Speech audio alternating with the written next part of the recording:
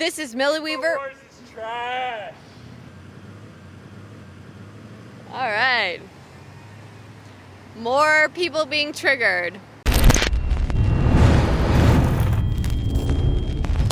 This is Millie Weaver reporting for Infowars.com. Well, we have seen the mainstream media as well as celebrities and Democratic politicians fueling violence against people on the conservative right side that they do not agree with ideologically. So we've had people like Alex Jones, Mike Cernovich, Jack Posobiec, as well as even myself come out and disavow any type of violence against somebody that you don't agree with politically. We've seen plays in New York where they're depicting President Trump being mock assassinated, and we've seen even Snoop Dogg's music videos where he's mock shot and assassinated President Trump in the head. It's getting pretty out of control. So let's go ahead and ask some of these liberals whether or not they will disavow violence against conservatives whom they disagree with. What do you think about so many politicians and public figures advocating for violence against President Trump and his supporters?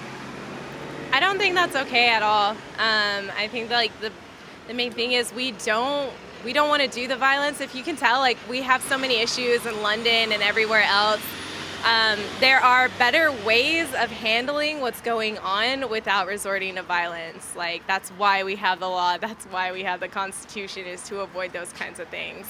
So I don't think it's okay at all. I don't agree with what Trump's doing. I don't agree with the whole FBI and Russia and firing and he says, she says stuff, because it sounds very childish to me. But I also don't agree with attacking people in office as a means of first resort at all. I think it's terrible. Whether you like the president or not, he's still our president. Highly hypocritical, It's important to stand for what you believe and protest if you feel that that's right, but I don't think violence is going to solve anything. I think everyone should be able to speak their mind, but at the same time, it just adds fuel to the fire. For sure. I think it's really disrespectful to speak that way about our president, but then again, he's our president, so. It leaves a bad impression on the people that are watching, especially younger kids and things like that. So we gotta stand strong as Americans and not do any of that stuff, I feel. It's definitely hypocritical. Yeah, it's really hypocritical that they do that. I could see that. What about you guys? What do you think? I just completely agree with what he's been saying. It's a big problem that needs to be addressed on a larger scale. I don't think anyone should be violent against the president, but I also don't support the president. I don't think that violence against anybody, no matter what political party or whatever you identify as, is appropriate. No one ever likes the guy in office, so it doesn't, that's the way I see it. I mean, I disavow every violence, really. I'm not for violence. Of our storefront, because it's disrupting customers. I'm sorry. I disavow all violence towards any public official, regardless of political party. But I feel like freedom of expression, if you're talking about the Shakespeare, the Donald Trump Shakespeare thing, I feel like it's a little hypocritical when some of the conservatives are kind of getting triggered. They might need some safe spaces when dealing with, it's a play. It's a play. If it is strictly advocating and it's, detailing, then, that might go from not just being hate speech, but towards actual, treason, right? So you got to be careful. There's a fine line. So you don't think that if there were a play with Barack Obama as, the Julius Caesar, and conservatives were all sitting around cheering as he was assassinated and killed, you don't think that people on the left wouldn't be a little bit hey, maybe we shouldn't be advocating the assassination of our current president? If it was incredibly this play, I don't think it's, it's not super, I haven't seen the play, obviously. He's dressed like him, he looks like him, his wife looks like and talks like Melania. They even say in the description that it's a modern take on our current political situation. There's a fine line. I'm not sure if I agree with that. There's a fine line, and I think this just really highlights this whole thing is you have the extremes on the left and the extremes on the right. I don't advocate for a lot of the leftist violence that's been going on. I definitely, as I might identify more liberal, I don't agree with the leftist violence that's going on, but I also don't agree with the hyperbole coming from the right to attack that, I think. That's my take on that. You know, I've heard opinions from both sides of the aisle. I grew up doing drama and Shakespeare and such, and certainly there was artistic freedom and artistic choices that were made. But I think when it comes to that, maybe knowing the current political climate and how sensitive some of those topics are, maybe that wasn't the correct choice for this point in time.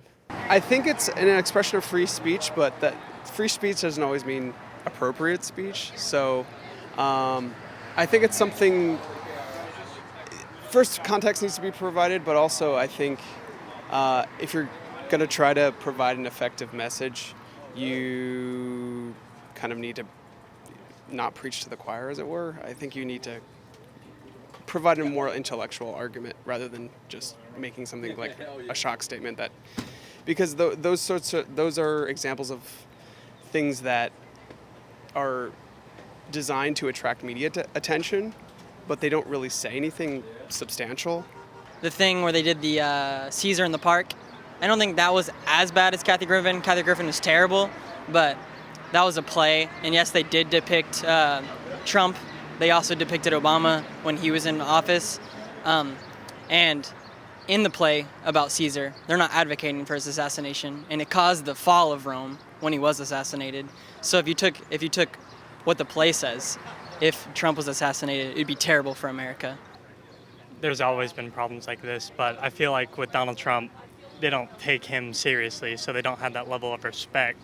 You know, you can look at a leader like Kim Jong-un, you know, while people hate him, there still needs to be a level of respect, or with any world leader, there needs to be some respect there. Like you can't just advocate violence.